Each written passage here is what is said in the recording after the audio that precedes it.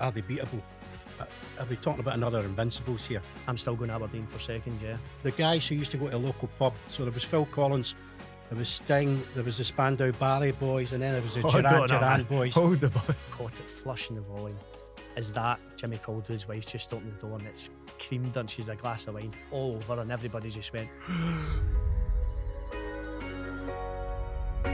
Welcome to the warm-up, brought to you each week by William Hill, title sponsors of the SPFL and proper supporter of Scottish football. Who do we have lined up today, Sam? Well, we've got a lot to talk about, midweek fixtures, and we've got Lee Miller and Charlie Nicholas to talk us through it. How are we, guys? Very well, really good. You passed the first test because I'm getting a bit sick of you just being referred to as Lennon Miller's dad.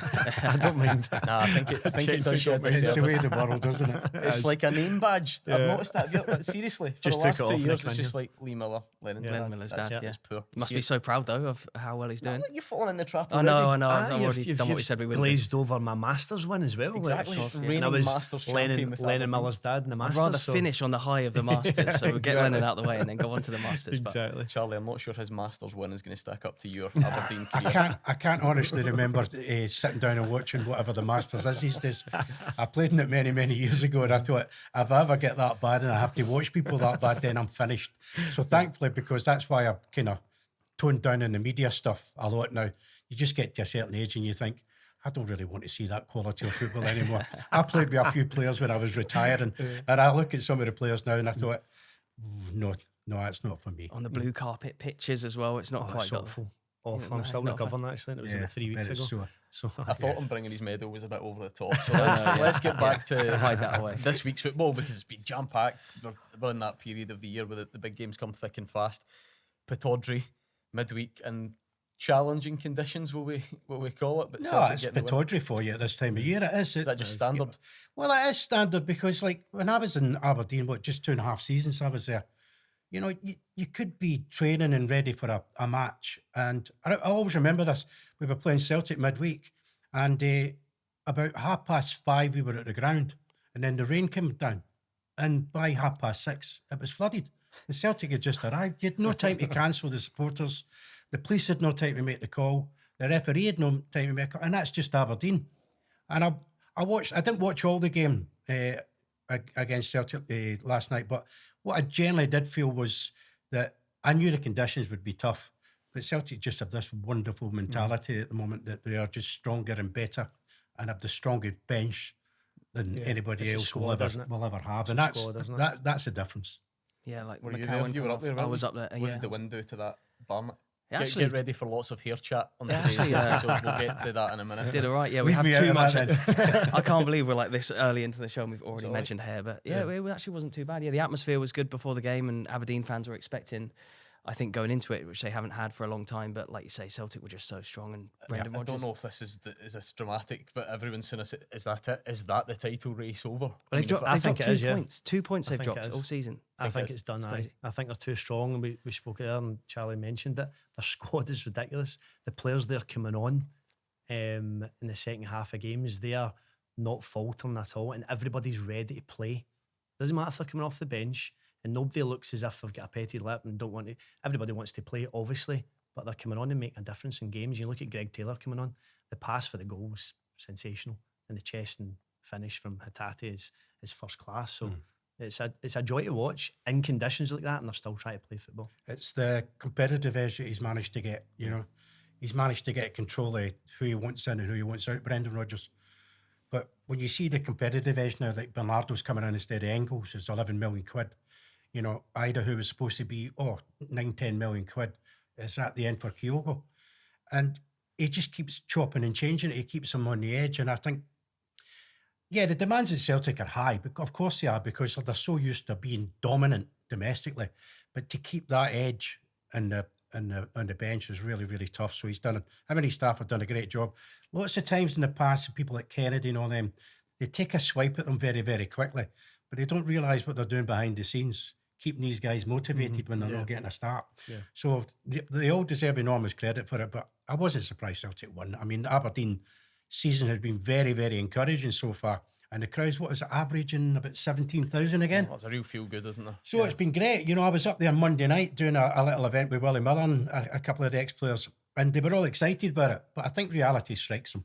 Celtic are too strong. Well, that's the thing, though. I mean, if you were to get to this stage for Aberdeen fans, for that to, the home record would last until last night, it's pretty good going. Yeah. But, I mean, is it just a case that Celtic can you see them only going off into the distance now?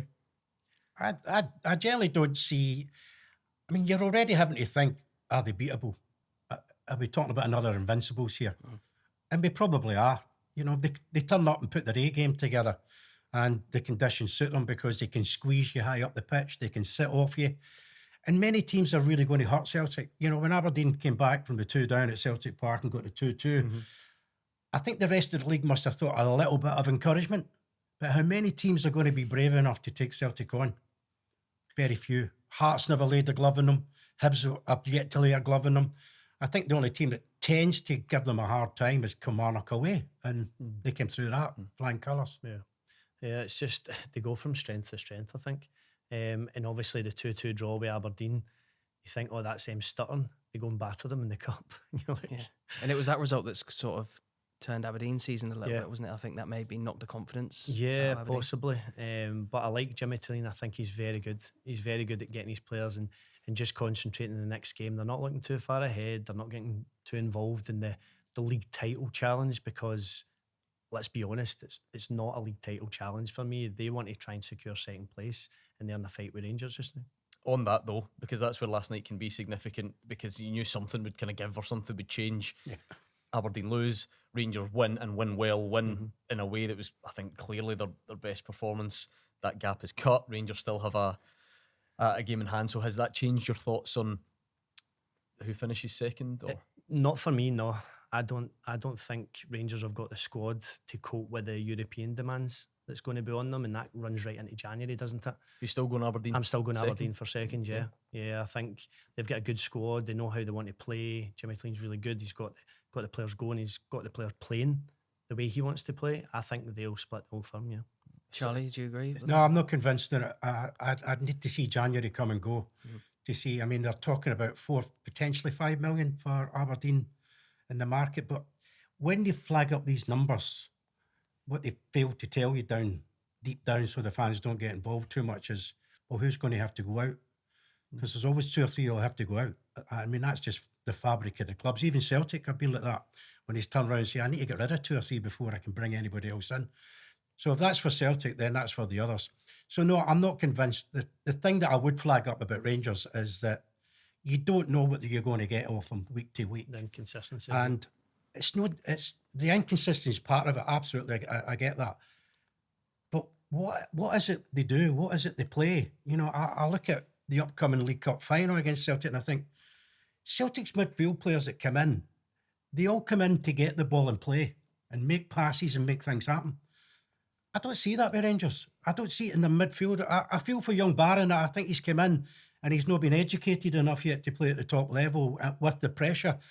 And you can see him looking at people and think, Diamandi, are you going to help me? Raskin, you going to help me? No thanks, I'm trying to survive myself. Do you think they're all a bit similar, those 3? I think they're all too similar, to be honest with you. Diamandi has got good energy. He's got a bit of bite about him. But everything's done at 80 miles an hour, even with his passing. He's no composure. So if you have no finesse in midfield, you have no finesse up front, and you don't need to mention people like Dessers or a lack of quality that they certainly have at times. It's the options that they don't have, and they don't know what their best front 3 are. That said, I wonder though, well, the Rangers fans probably feel like they do now. They'll feel like this was, because let's be honest, it was very different, because we've spoken about, even when Rangers win, it's 1 goal here, 1 goal there. They went into the game against Kilmarnock, they'd only scored 18. I think there was only 5 teams had scored fewer, which is just, these stats were remarkable. But then they absolutely blitzed Kilmarnock 6. Kilmarnock tend to be hard to beat. It couldn't have been more different. But as Charlie says, then there was a different look. Hadji played, so did Igaman and Danilo. Yep. Hadji sort of off the left at times. The front 2 is it a simple case that those changes worked? Yeah, has he found his best team? But I just think he keeps going back to, he's getting new players. He's still trying to breed his new players. Every team in the league's getting new players for me. And he keeps going back to that. And I don't think they've got everybody says it, a real identity of what Charlie just mentioned it there, what they're supposed to be doing. Yeah, they will work on it in training, they must work on it in training, but you can't see that to the naked eye. You can't see what they're trying to do. I think this could be the start of that, though, because it is the first time we've really seen Danilo, Igaman, and Hadji playing together. Possibly, yeah. To score 6 against Kilmarnock are a good side. Dale McInnes has them well drilled. He's good players that work hard for each other. So to beat them 6-0, it doesn't matter if it's home or away. Obviously, it'd have been a different game at Rugby Park because of the surface that everybody talks about. If this doesn't flip for the right way for Rangers with the Hadjis and the choices he's got now, then he's finished. You know, people can be subjective to, can they afford to get rid of him? But the Rangers fans will demand that something has to get done eventually in time. You know, they've got a tough week ahead of them. They've got a couple of weeks coming. You just don't know what you're going to get when they get to places at Ross County. You just don't know what they're going to do. Are they going to cope with the wind if it's strong up there the way that Celtic did with Aberdeen? You just don't know with them. But if this doesn't click for them, these Igamani and other players, they'll be given a bit of time. But then there'll be 2 or 3 that they'll pick on. I mean, Tavernier's been getting it so tight off so many people, and yet you look at his record, so no sympathy for him. It's just gone completely. He's not a captain, he's not a leader. So because they're caught up in this survival thing, that they can't see clear daylight, and he has to sort it. He's supposed to be very good at this. He did sound very good when he first came into Rangers about clearing his pathway. Yeah. But I've yet to see that unfold. There's no clear way that I see Rangers improving.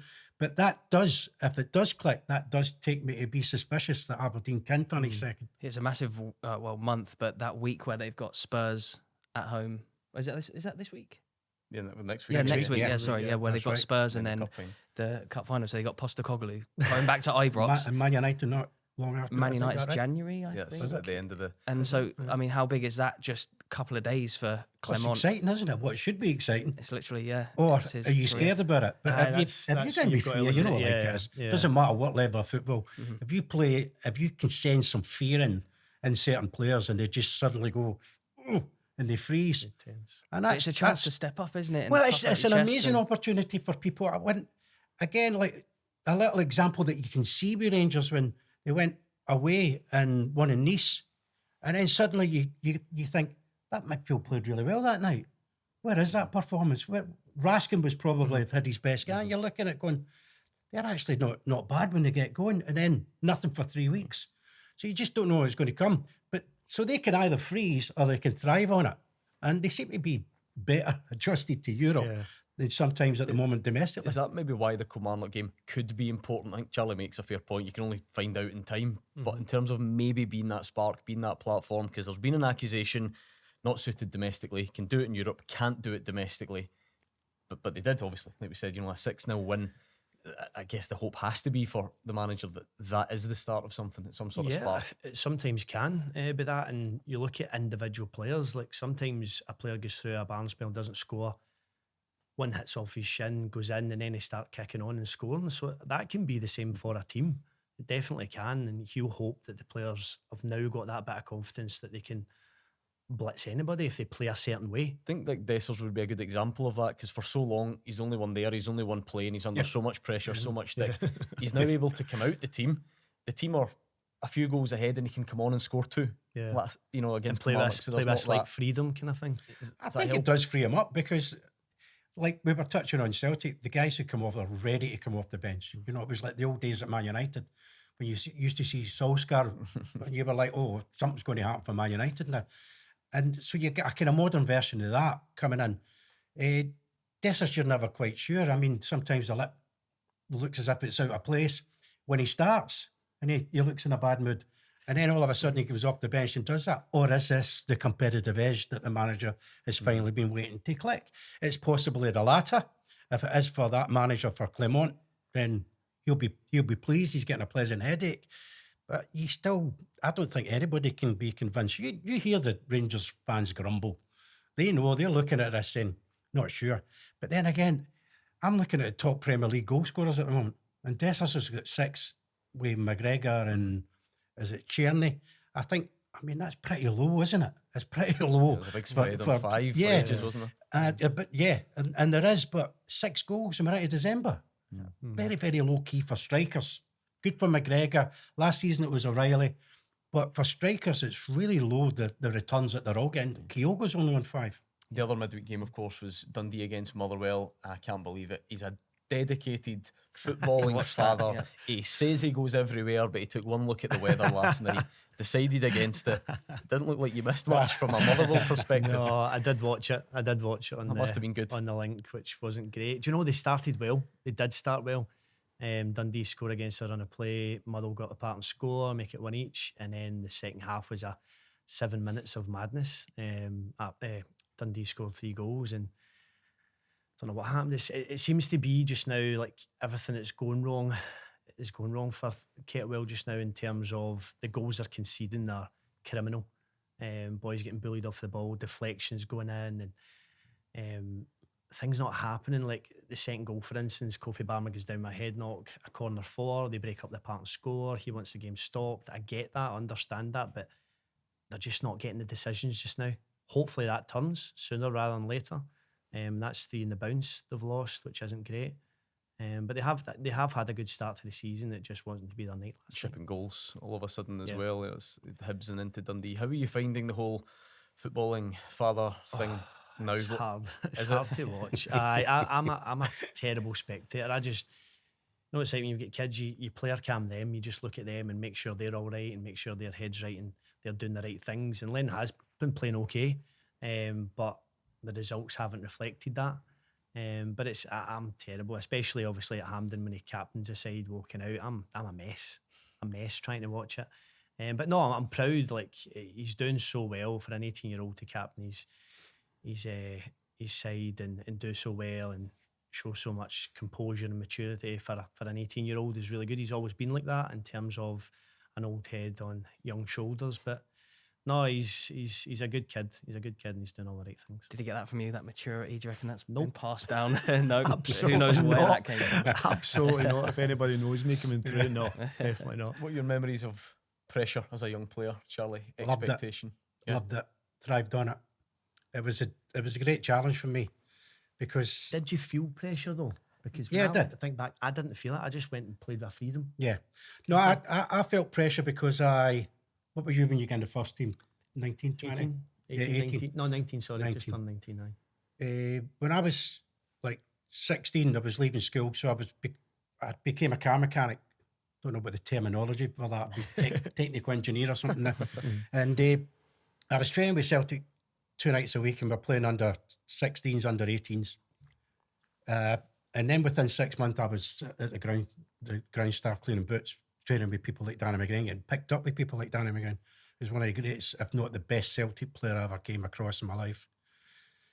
And then suddenly you're thrown into the headlights, and you either have got to take advantage of that little bit of luck that comes your way, which is timing. And if you can get in the team or with a chance at the right time, you've got to be ready for that. And that means pressure. And if you don't thrive in the pressure, you don't take it on board, you will get left behind. It could take you a long time to ever get that chance again.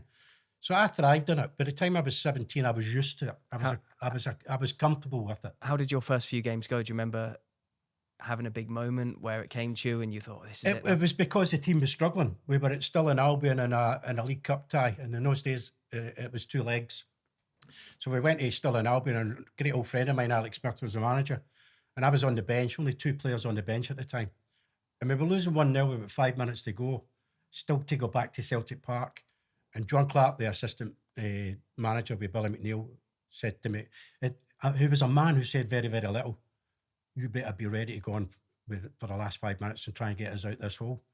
Anyway, Billy decided not to play me. He said, no, I'm going to leave it. So we went to Celtic Park, was on the bench again.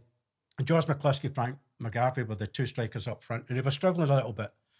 And we were 1-0 down, and then Dom Sullivan scored.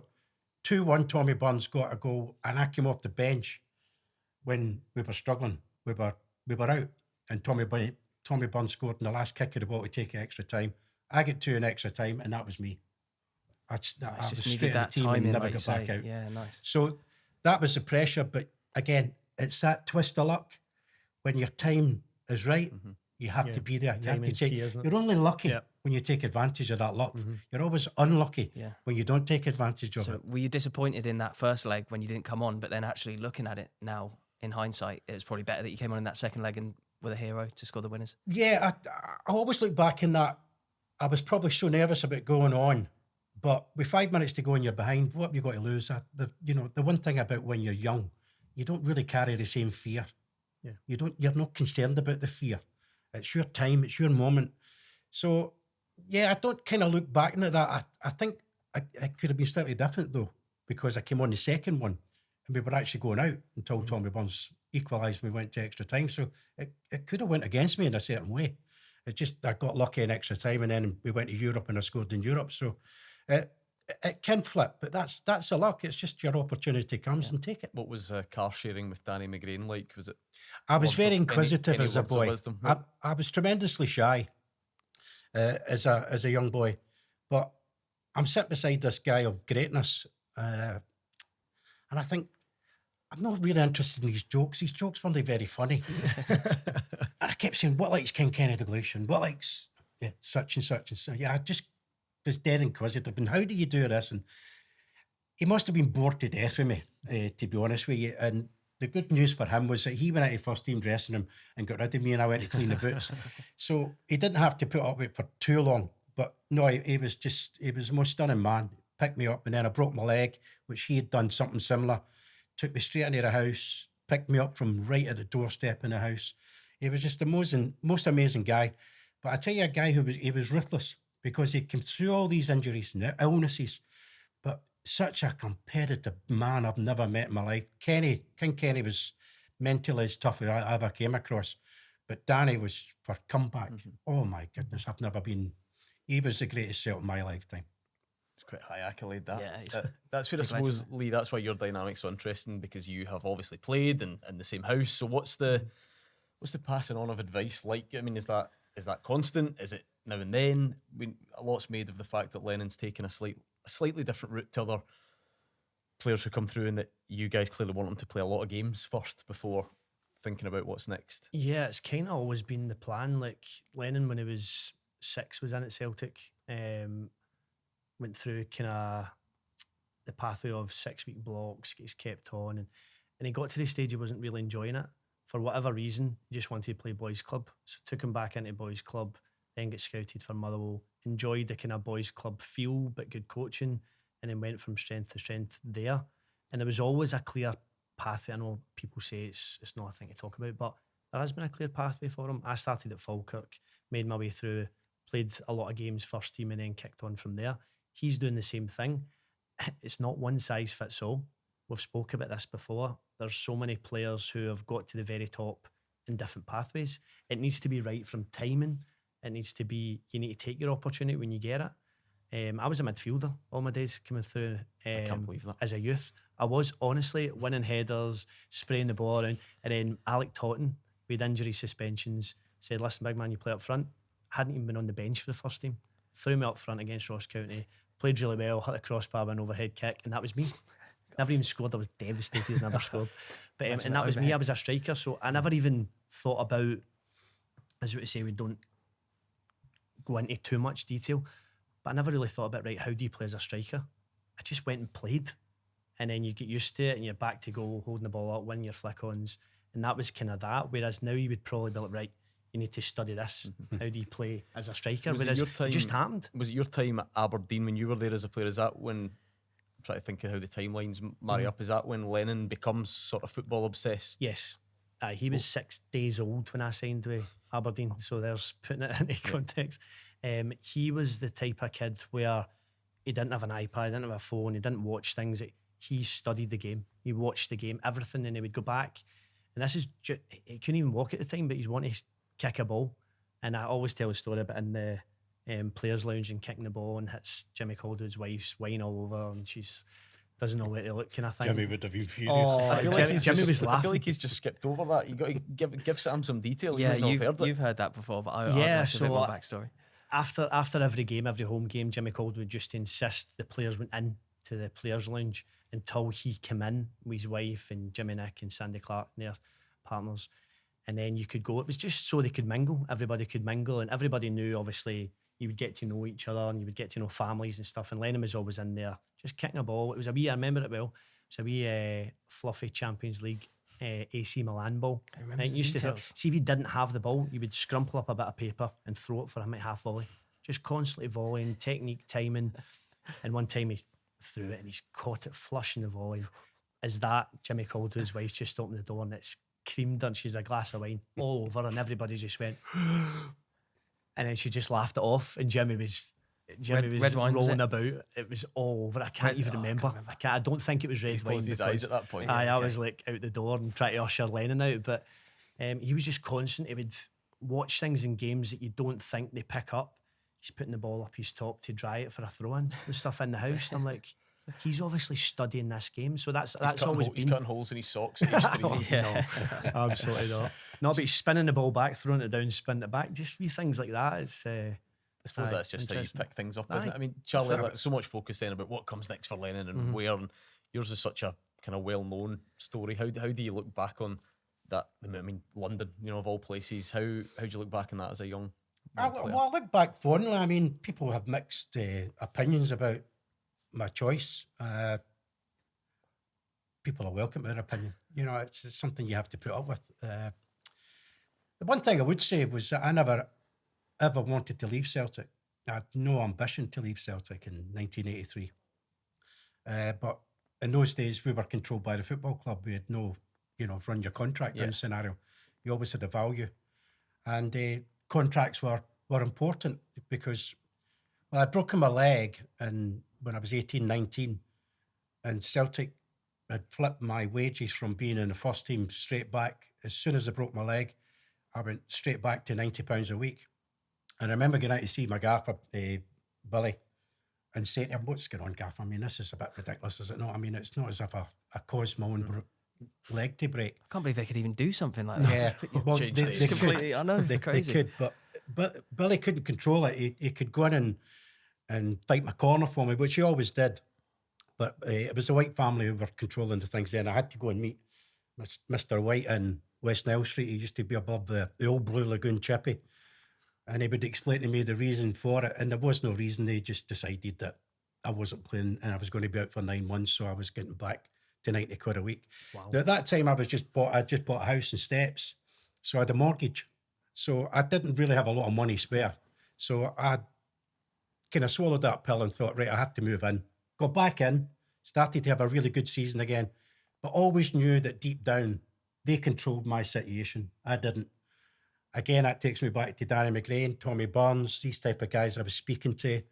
And I don't want to go. Yeah, but you don't really control that anymore because they could put you back onto 90 quid again. And I'm like, trying to explain this to my dad, who's a Celtic diehard. And he's saying, it's ridiculous, but you just need to. And it used to fall into the category we used to always say when we were younger, especially when I was a Celtic fan. More importantly, a proper Celtic fan, because I was going to every game and having to find more money for it.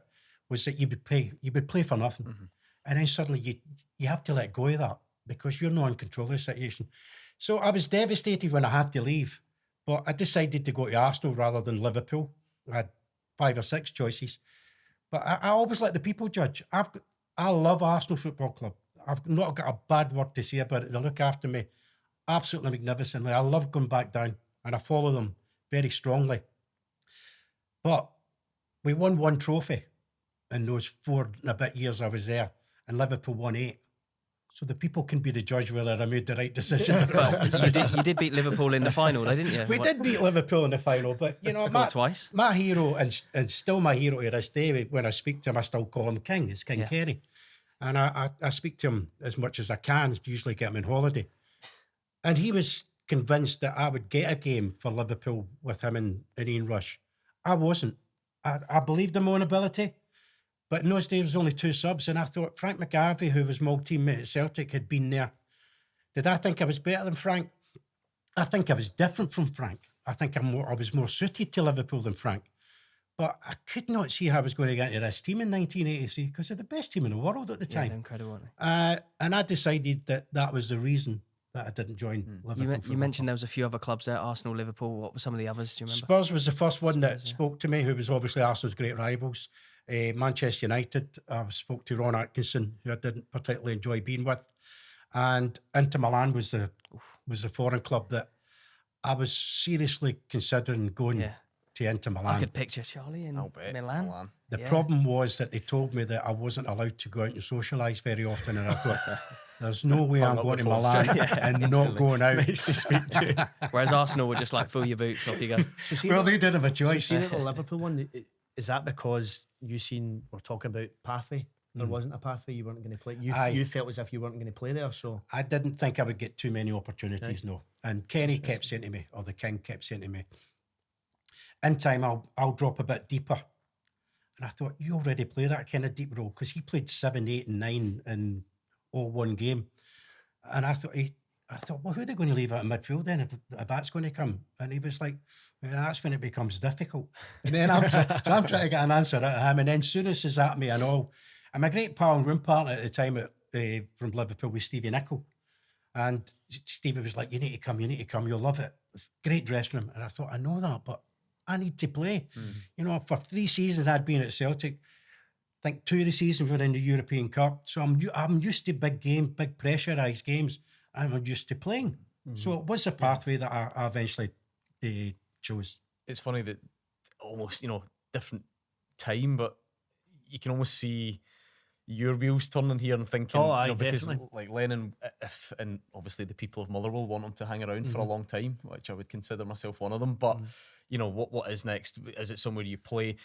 I was waiting as Charlie was rhyming them off there. I wonder if there's a foreign club coming here, and they said Inter Milan. But I wonder if now it has that opened up more now for, you look at, take your pick, all the boys going over to Italy and so on. We've even got Scott McKenna doing great things this week in La Liga. What's the sort of thought process? I at think the it is. moment? I think it is different times in terms of that, especially Italy. Italy are looking at Scottish players, especially midfielders just now, and for whatever reason they are getting them across here and actually playing, which is a really good option, obviously.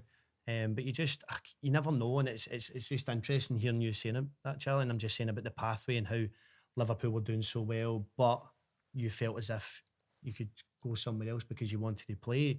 For me, my advice to Len is you need to be playing. His next move is so important to play and develop again. Whether he's goes to a club and just doesn't play, he doesn't want to go and play in a 23s and then just have to build himself. He's a first team player now, and people are respecting him for that. His teammates are respecting him for that. So it is a difficult one. He's loving playing. He's loving playing at Motherwell. He loves being there just now, but it will eventually come where he has to go and further his Would career. you like Italy? I can see you. Pizza pasta, I yes, mean, please. he's turned down Dens Park because of the weather. I can just see you, Serie A father. I can as well. Fancy that? Listen, there's massive clubs. It's always, obviously, it's all over the media and stuff that clubs are interested in stuff. So it's just interesting. We bounce ideas off each other and just have a laugh with The it. other interesting there is, quite rightly, you're mentioning Italy. I mean, there's a lot of the younger guys are thinking Germany. It's about the education and the pathways as we touch on. But you've also got to be very aware now that the bench choices for the numbers is high. And it's part of your education to go and learn and play against really top players. But then your next step is, how does a manager get picked for certain clubs? What is the style of that manager? Is it different from the one who might have signed them? What is the principal idea, how he sees the position of Lennon or whoever that other player may be? Does he see him in a different role? Yeah. When I watch your boy, I sometimes look at him and go, I ain't sure what your best position is yet. You've been kind of right mid, and you've been a bit more central mid. You were saying earlier that you were a midfield player but became a forward. I could see a bit of him being a forward. So I think he's got a lot of variety within his game. Yeah. And I think the principle is when people are interested in talking to him, that you sit down and you go, what is your aspirations? Where do you see my lad playing? Because when I met Ron Atkinson, I asked him a simple question, was, where are you going to play me? Now, I knew at the time, because in the youth team, I'd play against Mark Hughes. I thought I'd be a really good partner for Mark Hughes. And he said, I'm not sure yet. I've not decided. I thought, well, I won't be meeting you again. It's not good enough. You know, Yeah. I probably would have went to Manchester United if he would have said the right thing, because they were the next big club. Yeah. So you've got to be aware of the manager and the club's development. Yeah, it's not just as easy as going, right, this big club's in for you, right, we'll go there, because there's so many layers behind it, like the manager, the ethos, what style of player do you see him fitting in that mould? Environment has to be right. There's loads of things to weigh up, and it's a difficult one, but at the end of the day, if it does come to that, you just weigh up the pros and cons and meet people and see how it goes from there. Let's take a look at what we've got coming up this weekend, because the big games just come thick and fast. Plenty of good fixtures when you look at it. Dundee United really enjoying themselves, and Kilmarnock, well, are not after that trip to Ibrox. It was a very sort of un-Derek McInnes-like performance. Would that be... Is that a fair way of describing it? Yeah, and it's a tough place to go for Kilmarnock. Dundee United are good. Jim Goodwin's been doing really well with them, and they've got a style of play, and they work well together. So that'll be a tough game. I don't know how to call that. Are one, you surprised with how Killy have done? Because they were in Europe at the start of the season. I thought that once their European qualifiers were out of the way, they'd pick up and They'd just be back to where they were from last season. Yeah, but no, Derek McInnes will be disappointed the way things have went. But he's a really, really good manager, and he will. For me, he will turn that around. He doesn't panic, Derek. That's the thing about him. Doesn't panic. Although I'm pleased for Goodwin at Dundee United. definitely. You know, he needed it after the Aberdeen job, and especially just the way because things have went. I was quite disappointed how flat he was when he got to Aberdeen. I actually quite liked him for a long period. I'm thinking that you have a purpose. You know where you want to go. Everybody had this little image, he's a fitness guru. They're all fitness gurus now. If they're not a fitness guru, they've got a number 2 or a number 3 years. So I think sometimes that was a little falsehood that was with him. So I'm really glad that he's got himself back in it, and people are starting to believe, because that Dundee United club have always been good at bringing youngsters in and all. They've always been good at that, and I think he's got that feel again that Dundee United are coming back. So very positive. I'd definitely go Dundee United. I just think Kelly are on the ropes at the moment. Come on, former Hearts man, what are you thinking then? Because it's such a fascinating period where you've got Jamestown analytics, and people are excited about like the big picture and what that could look like, and can it help you compete at the top at a time when you're literally bottom of the Premiership. Yeah, it's a difficult time, and then you've got Dundee going there as well, who Tony Docherty's got them structured and doing well. So Lawrence Shankland needs to start hitting the back of the net, and one goes off his shin, and then he kicks on from there. But it's just not happened for him so far this season. Difficult times at Hearts just now. But I think they've got the squad. They've made some good signings in the summer. So no, I think they will. I think they'll get the win. What's it like, Charlie, as a striker, when can you get to a stage where you think they'll never score again? You know, is that how? No, well, you never go through that, because if you go through that, you're as well playing sweeper. Yeah, you'll switch off. The thing I feel sometimes about Hearts is, though, sometimes it's never always a good idea. For a lot of people would question, I would have taken him out the team occasionally and put him on the bench, because he's suffering. Is he still the best number 9? Yeah, yes. I'm not denying that. But everybody needs a little change or a little kind of question mark in your own brain. Now, when I went through a little barren spell, the first thing I did was I put a little bit extra in every day in training. So to convince myself, because we'll always tell you, the people like McGrain and others, if you put in the hard work, you will find luck will come back to you again, and you'll be back in the groove. And I think whether he's doing that, I don't know. Whether Hearts could say, I'll take you out and then put you on for 30 minutes, is their decision. But he's got to start responding. But he's not in the cutting edge for me anymore. He's playing as this role that he's a link-up man all of a sudden. I'm thinking, forget about that link. Just start and operate in the penalty box a little bit more. And I think he's just getting himself out of the danger zone either. Do you think the Euros and all the speculation in the summer, is that still in his head? Do you think something like that can actually carry on into the season and affect the way you're playing? I don't think it is that. Charlie said his link-up play has got better over the years. It definitely has, but I think maybe he's coming too deep to get on the ball, and it's taken away from him being in the right place at the right time and just being that number 9, focused on being in between the goalposts. Because he actually did that before and it worked, and then also back to the other point, I think, maybe in isolation take him out, but then Hearts fans say that's the problem. There's no one else. Is there a lack of options? So it's kind of goes round and round. Would you? You wouldn't brave Dundee braving Paisley? I'll be there at Paisley. I'll be there, and Needing an It's upturn. game. Yes. Not an easy place. Not an easy place to It go. looks sunny this Saturday, you might go. We'll see.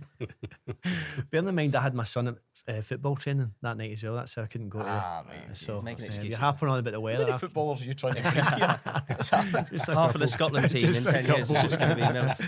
But no, anyway. hopefully Motherwell can turn that around. Difficult place to go. Yeah. Stephen Robinson's got them playing well as well.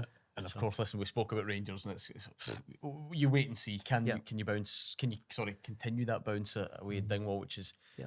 never easy. I'm looking at you. I'm wondering, you fancy a wee championship? Out of all the games there, what looks good? Falkirk got a bit Wraith of you. looks good. Yeah, they both got their can see mutual you. dislike of Dunfermline, haven't they? Yeah. Them two. That's an interesting league this year. Obviously, Yeah. Livingston, they're not going anywhere. I think it'll be between them and Falkirk. Obviously, Falkirk playing some good football, but Livingston, they're solid. They know what to do, don't they? Livingston know how to get through that. I think their game of the weekend is definitely Thistle and Ayr. I think that's a good challenge. You know, Yeah. was it third and fourth? Third and fourth, They're- yeah, fourth and third. The team that surprised me actually, I was hoping for a bit more from them was Queen's Park. I thought with Yeah, Callum Callum, Davison yeah. being there, I really did think they would maybe kick on. They've just, I think, they just lost their way. Was it Ayr? They were 3 down and then came back to 3-2. Never quite got over a line, and I thought I was expecting a wee bit more from them. Yeah, Airdrie as well, really struggling. But I feel like with this league this season, whoever finishes bottom and goes down, it's like a bit of a shock. I don't know. They all seem I think big and well enough to pre-season we be. thought that, but now obviously Airdrie really toiling. Liel Yeah. Van I am sure, on another of his former teams. He's mentioned them already. Falkirk and Wraith, like we said, that is a cracker. What about League One? I don't know. I could see you dipping into League One as still well. quite There's a tight, few- isn't it? League One. Oh, it's extremely tight. I mean, you look at the. Kelty and Alloa, second and third, are obviously there. And There you go. Then you've convinced me. That's where you should. obviously, Kelty question and marks Alloa. over the futures of both Inverness and Dumbarton as well. Both struggling. Yeah, it's never nice They to are, see. they is are it? isolated at the bottom anyway. So I mean, I think Inverness were rather pleased that Dumbarton got battered. than Yeah, of all. course, yeah. It was only out positive for them. Arbroath are on the pick me up. I think I fancy Arbroath. Might Yep, they started sneak slow that up title. both. Yep, yep. Yeah, and League League Two. Two. Let's take a look then before we go. I mean, take your pick. There's a lot of East interest. Fife and Elgin both doing well up there. Forfar, bottom right now, struggling. They'll be going down to Stranraer. So, yep, they don't want to be finishing that season in that 42nd I don't place. think so. It's always a struggle, but it gets really tight there after when you get into January in that league. When I played at Clyde originally, I remember you won 2 games and then suddenly you were back on the edge of it again. I can see them pick up. I know Peterhead well above them in the league, but I think with a new manager at Clyde, I think they might just be ready for a wee pick me up. Yep. East Fife Elgin, second against third. We'll take that as Yeah. our pick for League Two. Right. me I the don't weekend. know if anyone's told you this. This comes with great responsibility, this show. You actually have to pick. We have to choose the goal of the month. We decide. Well, The hopes of the footballing nation rest on our shoulders. And I have to I say, hope we get to see them. I'm struggling. I'm struggling. Yeah, so they're tough, I'm they're tough, yeah. relying in the 2 goal scorers here. Let's take a look at the goals for this month. So we've got Liam Scully So and Liam Clyde. Scully of Clyde, there we are. Charlie's mentioned Former Clyde club, yeah. already. Touch, out to the edge of the box, bang. We happy with that? Yeah, On the I'll half take that volley. one. Okay, Sort of bobbling along there as well. okay. Very different as well. 3 very different goals, so we Top- need to bear that in mind. So it's obviously a decent. I mean, you can't catch it any better than that, can Top you? corner, No, that's top well corner will controlled. get that. Beautifully controlled. Right. Still Okay. travelling. Now, a bit of variety here. Set piece. I always think it needs to be a pretty special one to make it into the goal of the month shortlist if it's a set piece, but that is a good one, isn't it? Yeah, played with Nicky. Very good left foot. Very good. Because he's a fair bit out and from Yeah. the same Same game. stadium, The same game? Yeah. No, oh, Yeah. yeah. it Yeah, was. same game. Yeah. stood up. The execution. Now, the only What are we thing that's. thinking? The Should the only goalie have thing saved is the it? questions on the goalkeeper. So does that me. ruin it? Hand on I it. mean, it's still Um, terrific execution. It doesn't ruin it for me. Keepers get stick when they deserve it, and he deserves stick for that one. But the power in that, the technique, Yeah, the Yeah. technique. the agility to improvise, it's all of that. I mean, the other ones are beautifully struck goals, but he's had to adjust his feet to where the angle of the ball is, the height of the ball, and then the timing that he needs to proceed. So, as an individual looking at them, I think he's had to do a lot more. Yeah. I mean, don't let this skew you. But sometimes we get Sam to try and recreate the goal of the month, right? Now, you shouldn't. Don't let. It's don't the only let- thing that You gives me ready like to set a anxiety ladder? about So that. There you let go. the- There's yeah, my that's winner right there. Don't let the sight of I'll him go on your trying shoulders and do it. an overhead kick skew you I'll here. go and go right to Okay, nice. But Just what look are the you other way. thinking? I do think this is interesting because of all the months we've done it, 3 completely different goals. What are you going Good for? choices. What are you going for? We'll let you guys decide. Well, I've scored a few overhead kicks like so you had that to in my drop it day, in, so it's such a difficult thing to master. It's hard to practice as well. I would go with the overhead kick. Charlie, you'd say? Yeah, I'd be joining it. I just think he's got a lot more to do than the other two had to do. just the adjustment of feet, the agility, brilliant. It was I think three stunning goals. I think the timing of the goal as well. You look at what was that in the 90th? Oh, it was drama. 90th Felt minute. That was a Still never crazy won, did it? game. Yeah, still never Crazy won. game, and it still never won the game. Yeah. Yeah. So, Okay, well, Sokler. fair enough. The experts have spoken. Congratulations to Ester Sokler of Aberdeen, who is the goal of the month winner for November. Nice. You happy? You gonna Happy try with and that? I'll do Oh, my I can just best. see I'll you do get my your I best. just want to see you 6 try weeks of that. yoga, first of all. I know. I have to do some stretching, some serious stretching before we attempt that. But we can try. That's we a can hip try. injury. Yeah, written it's all waiting over to it. happen. Yeah, Right, that. let's play the Rondo. Do we play the Rondo? Do we do the Rondo? Do we take part? Anyway, it is Rondo time, where we put these two under pressure with some quick fire questions. Lee Miller, I will ask 5 to you. Sam will ask to Charlie. Terrible asking. Anything. Who is your most famous client ever? Who's the most famous person's hair that you've cut? Gordon Duncan. Oh, We come knew on, he'd say that. don't say It's that. always Present gonna company. be That's- that. that can't be true. It's always going to be It that. cannot be true. He's the There busiest must man be in Scottish somebody. football, isn't he? He's everywhere. Must He's be everywhere. somebody. Most talked about it's Lennon. That's his own son. Can't Okay, fair enough. Yeah. Who would be your dream strike partner from this season?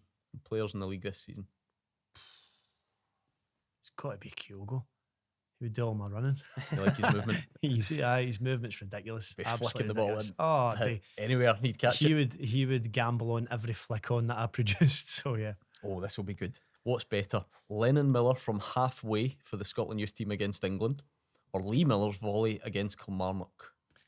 it was a good goal, a Kamara goal for me. But in terms of Lennon's debut for Scotland down at St George's was special, and I nearly missed it as well. So no, I would go Lennon's Do you goal. mean late for the game? No, we're down. It was half time of the game, or there was 3 halves, and it was getting into the. Can it be third 3 half. halves? But I'll let you off with it.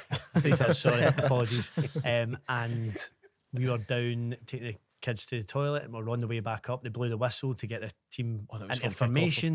It was from kickoff, and then as soon as we got up, blew the whistle, and he's kicked it, and we're right behind the goals and seen it. That So we is nearly missed it. so- Nearly. Oh, this is topical because we've been talking about music and it's Spotify wrapped time of the year. If you're into that sort of thing, what's your most played song in the car or artist? We'd settle for either. Artist, oh God, I'm miles off it. Charlie's on it with music. I'm miles off it with music. I'd probably say, let me think. I don't even know. I just stick the radio. Stick it on shuffle and let it run. Stick it on shuffle and Fair. see what happens. Hope he listens to a the bit right of- radio shows.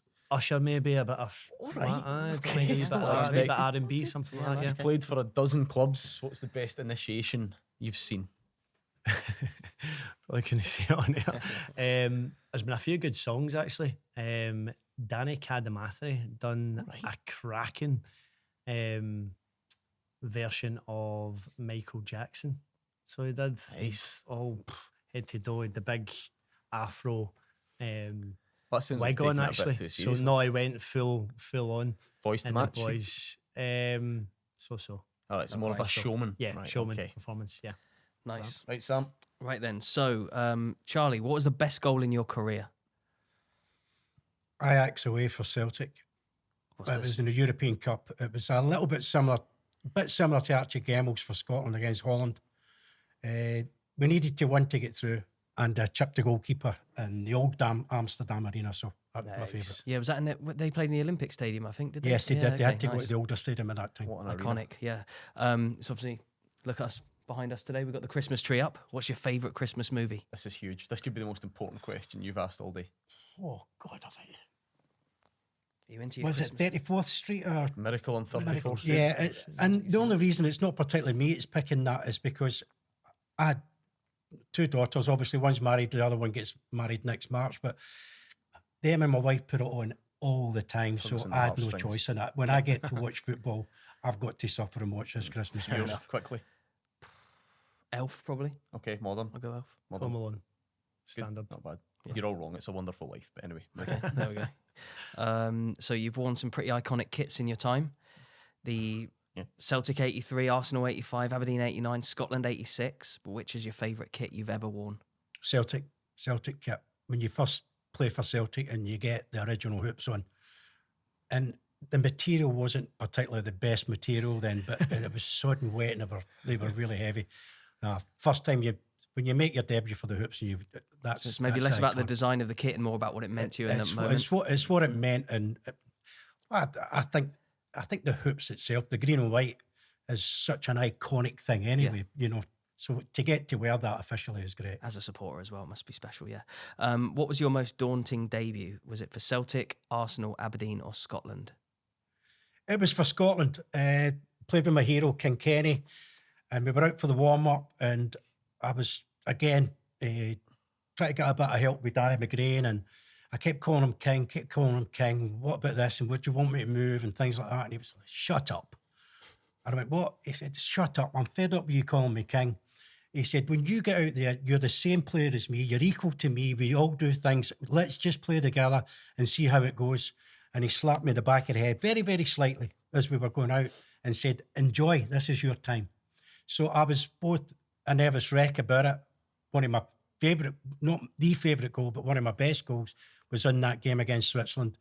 But to have played with him and to be spoken like that by him, to give you a bit of credit, but at the same time put you in your place, was a nice way to do it. Nice, okay. Which was the bigger buzz for you, being on the front cover of the NME or the back cover of the Daily Record? Oh, front cover of the NME. It's I suppose everyone's been the back cover of the Record, haven't they? With Scottish well, yeah, I think I'd done that so often with all the different newspapers. You know, like the newspapers never really bothered me. I was never a great reader of newspapers, and I know a lot of players used to always say that, but I wasn't, because my father worked in the newspaper industry. All his mates worked in the newspaper industry.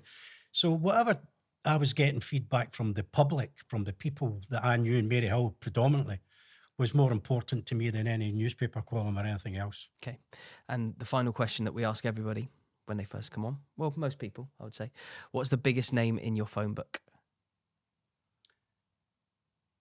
I have to be careful that I don't get this wrong. It's King Kenny, because he's still my hero, and I still have that edge. I've got a couple of good, one of my great friends is Jim Kerr. I love Jim Kerr. I think he's stunning. I know they're coming back to Glasgow soon to start playing another couple of gigs. There's a lot of real good names on that, but undoubtedly the King. Yeah, so no one's, I don't think, ever said King Kenny, have they, before? A new name, I'm always happy for that. Nice, yeah, buzzing with that. Cool. Charlie, what's life like for you after, I mean, people of a certain generation, Me, Sam's a young man, I'm just a touch older. We would watch the classic. It's Saturday afternoons on Sky Sports. What's life been like after that? Well, I missed it when we first left Sky Sports and especially Soccer Saturday. I don't miss the travel because, I mean, I used to get slagged up here in Scotland a lot. How dare you think that you're Scottish anymore? You live in London. And I thought, I've never lived. The only time I've lived in London when I played for Arsenal. And I think I had a fair reason to be there. So I've always been based in Glasgow. I'm born and bred in Glasgow. I love Glasgow. And I'll never really leave. As in, I'll always have a capacity to stay here. But I don't miss the travel anymore. I was close to Jeff and Phil Thompson more than anybody else. The other two guys were good, but us three just had a kind of pattern, and we were on the show the longest. Seems like the chemistry that you had on that show was... Well, what we used to do, I mean, sometimes I could be down Tuesday, Wednesday, and end up staying, come back up the flight north to Glasgow on a Saturday. But most of the time it'd be Friday night.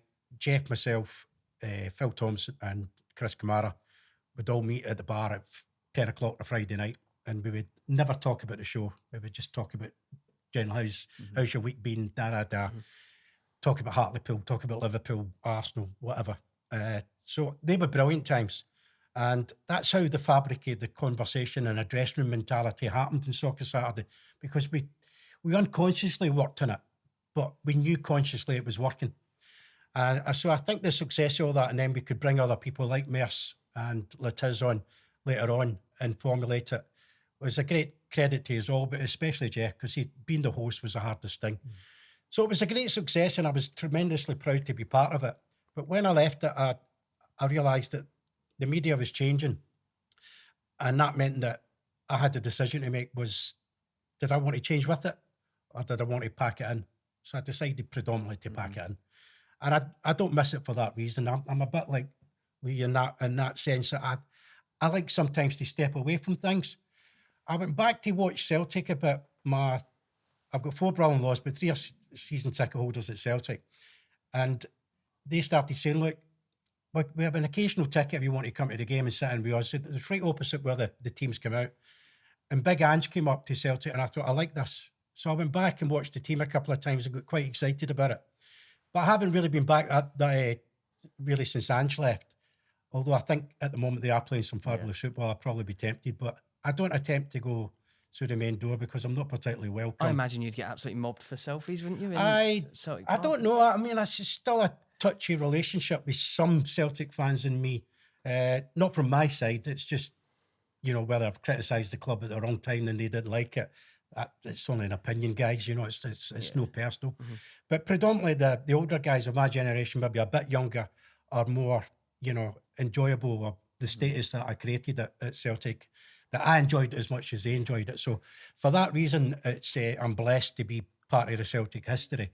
But the generalisation of since Soccer Saturday, I moved on from that. I wanted to get into another business and move away from the football scenario also, because once you cut away from what have I been doing? I really, from 16 to then I finished like 4 years ago at Sky. So, I was the best part of nearly 40 years doing media, football and lifestyle. And I came to the stage I've just had enough. Now I've got a little 2-year-old grandson, just over 2, Killian, and I'm trying to get him into the football at the moment. And at the moment, he's going all right. But he's a junior gunner. He's Celtic, and his mum and dad are Celtic diehards, and they've got him in the Celtic kit. So he's going to be spoiled for choice. So he's going in the right direction. You get any standout memories of those Saturdays? Were you on the famous Chris Kamara day, missing the sending off? Yes, we were. The thing was that on the Friday night, he was going down to he was supposed to be down in Portsmouth on the Friday night, and it ended up he said, "No, I'm going to come on Friday night and have a couple of drinks, and then I'll get the train down in the morning," which he did. It's a beautiful sunny day. And he did say to us, he said, where I stand at Pompey, because he played at Portsmouth when he left the Navy. And he said, it's really, really difficult. He said, so I'll need to keep the sunglasses on. So, of course, when we seen him, and it went 5 minutes, Chris, yeah, and the game started well, and Pompey are doing well. And he had the sunglasses, and Jeff was taking the mickey out of him. And I thought, what? And I said, well, he said that about the sunlight. And sure enough, and then when Jeff said, there's been a sending off, and he went, is it? You can see him lift his sunglasses up to say, really? So yeah, we were in the studio and we could not stop laughing because we kind of knew what was going on, because we could see the report coming up. And we knew that fine and well. So many great moments. You must have been loving that. Yeah, but the thing was later on after that was that there was an Australian TV crew came the following weekend to do an interview with Chris Kamara. And of course they did. I mean, Cammy thought, this is great. Look at me. I'm all over Australian media as well. But the caption at the bottom of the Australian sports channel is, this the worst TV pundit in history? Bit harsh. It was very harsh. He didn't know that was the reality. The Australians didn't know the backstory of Fratton Park and the sun coming in his eyes. But exactly. Great stories. You were inducted into the Aberdeen Hall of Fame with Hans Gilhouse. Well, we had it cancelled. We're back up in January. Right. Myself and Hans Gilhouse, my old partner. So we're catching up in January. Proud moment that though? Yes, it was. I did the same. I got the Scottish national one, and that was quite nice. I quite enjoyed that. I'm not a great guy for personal individual trophies. I was the same as a player. People say to me back in '83, oh, you scored 49 goals for Celtic. Great season, wasn't it? Yep, it was a great season in goals. I won the League Cup. I was furious. Honestly, I wasn't as happy as a lot of people might have imagined, because 49 goals is a personal milestone, but I won 1 trophy that season, and Aberdeen won 2. Would you rather win the league and not score at all than score 50 goals? Never not score at all. Because if I never not score at all playing at Celtic, then you're never in the team. You're not getting a medal. You're not getting enough games But to get a medal. I take your point of view. Would I take a lot? Would I be Kyogo with 5 goals and look for a Premier League winners medal? Yes, I would. I would sacrifice anything in those days for the success. I've been really looking forward to this, because the next question for Charlie is, whatever became of the rock star footballer? Why are there no rock star footballers? We've dug out some classic pictures of you from over the years. Let's take a look at that. Right. Well, so is that Celtic Park, I take it? No, I tell you, that'll be Hampden. Ah, right. Hampden. I was just... Those shoes could be from right now, though. Well, the thing was, I had a Nike came over and signed me up in a big contract, and that's where the Nike shoes are.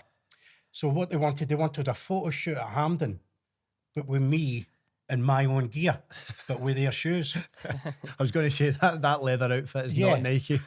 Exactly. And it was the strangest thing I had to do, but that's how they wanted it. Nike were signing myself, Ian Rush and Glenn Hoddle, and they were doing their versions of that down south or in Liverpool. Yeah.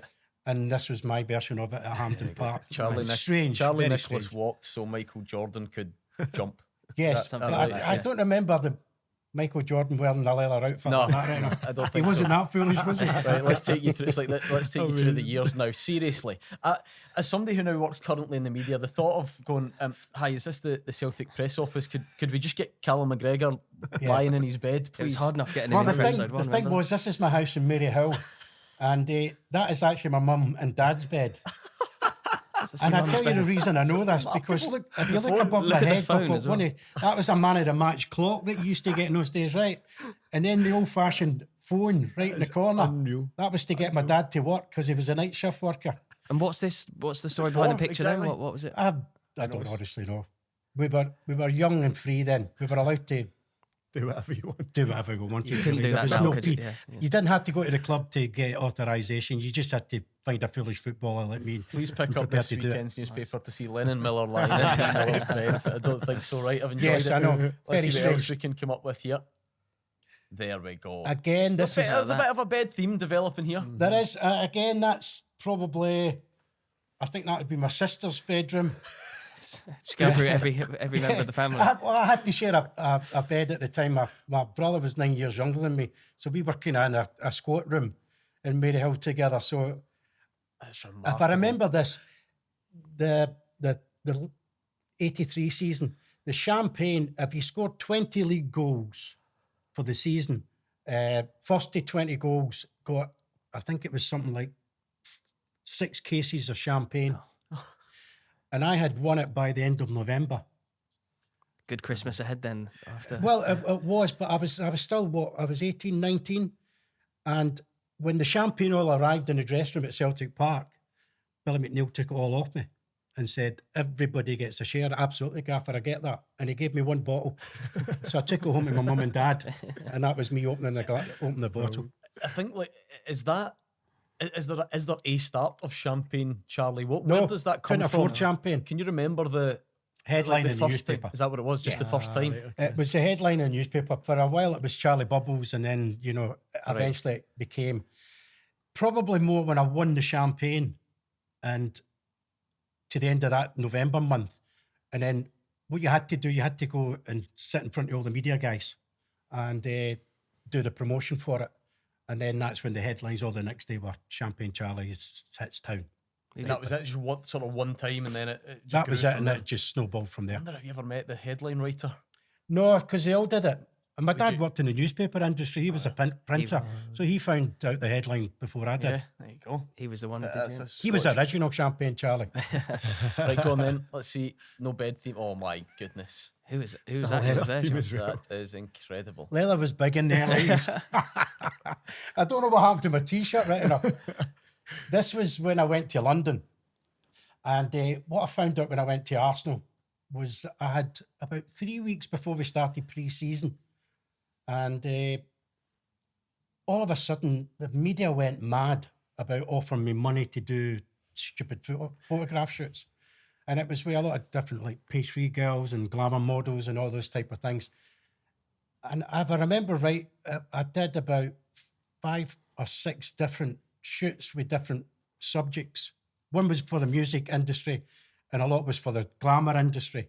And I always remember I made 30 grand that month for doing these photo shoots, which was my down payment for my apartment in London. What did your wage get put back to at Celtic when you broke your leg? 90 quid. £90. So hold on a wee second. 90 quid You or do the 30 maths. grand, and without saying too much, that's the type of Well, company look, he's it's silly. keeping. I know. And people are wondering if he made the right move. Seriously. Champagne Charlie made the right Well, move. I made the right move in doing them because as stupid as it feels right now, at the time it made a lot of sense. I'll bet it did. Financially. Financially. One more, last one. I mean, seriously, rock star footballer, the front cover of NME. Yeah, it was unheard of. At the time, I'd been massive into U2 around about 79. I'd seen them in Glasgow and they were a backup band then. And there was only about 7 or 8 of us in the old It was Old Tiffany's we used to go to. And then I kind of followed them, but I followed my music a lot. I was big still into Simple Minds, but U2 was the band, and Psychedelic Furs, different bands that I liked. And the music industry guys in London were very, very kind of clear that they wanted to talk to somebody in football who was associated with music. And I thought, everybody is. All players like music. It was just a matter of being out there with something a little bit different. But I ended up where I lived in London, the guys who used to go to a local pub. So there was Phil Collins, there was Sting, there was the Spandau Ballet Boys, and then there was the Jurassic Band Boys. Hold the bus. It was just like everybody was living in this area in Highgate.